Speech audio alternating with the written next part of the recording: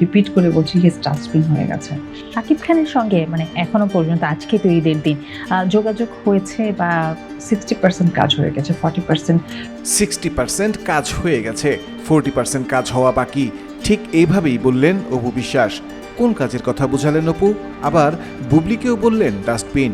এসব প্রশ্নের জবাব দেওয়ার আগে বলি, অপুর কাছে জানতে চাওয়া হয়েছিল এই ঈদে শাকিব খান আপনাকে কতটুকু সময় দিয়েছে বা তার সাথে যোগাযোগ হয়েছে কিনা।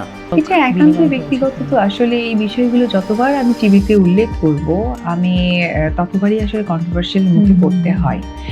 আর পাশাপাশি যেটা, আমরা তো একটা সম্মান ক্যারি করে আসছি।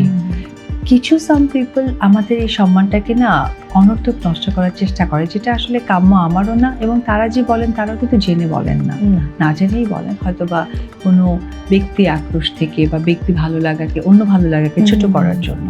এবার আসি বুবলি প্রসঙ্গে। অপু বিশ্বাস বলেন, 2016 সাল থেকে আমাকে ছোট করার প্রতিযোগিতায় নেমেছে একটি দল। অপু মূলত বুবলিকে উদ্দেশ্য করেই বলেছেন। বুবলিকে ডাস্টবিনের সাথে তুলনা করেন অপু। তিনি বলেন, সেই ডাস্টবিন এখনো আমার পিছনে লেগে আছে।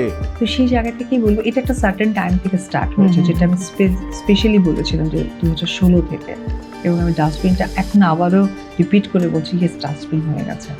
কেন ডাস্টবিন হয়ে গেছে? কারণ আপনি দেখবেন একটা সুন্দর জায়গা, একটা পরিপুটি জায়গার মধ্যে যখন আপনি একটা নোংরা কাগজ ফেলে দিবেন, তখন কিন্তু ওই অপরিচ্ছন্ন জায়গাটা, মানে পরিচ্ছন্ন জায়গাটা অপরিচ্ছন্ন মনে হবে, যেটা 16 থেকে শুরু হয়ে গেছে। এমন একটা বিষয় শুরু হয়ে গেছে, এমন একটা সিচুয়েশন মানে এস্টাবলিশড হয়ে যাচ্ছে ডে বাই ডে, যেটা দুঃখজনক।